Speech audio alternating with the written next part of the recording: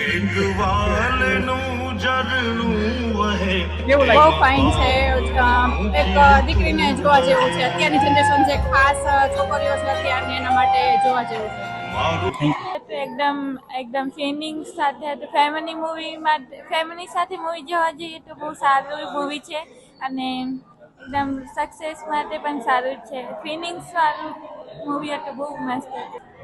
પપ્પા અને છોકરીનો એવું મસ્ત રોલ તેમાં આપ્યો છે ને, બહુ જ મસ્ત પિક્ચર છે.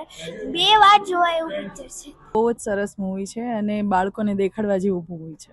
લાગણી મૂવી ખરેખર બહુ સરસ છે અને એકવાર જોશો તો એકવાર તો આંખમાં આંસુડા આવશે. બહુ સરસ મૂવી છે. Thank you. દરેક પિતાને આવી લાગણી હોવી જોઈએ, ભાઈઓ અને પિતાને થેન્ક યુ.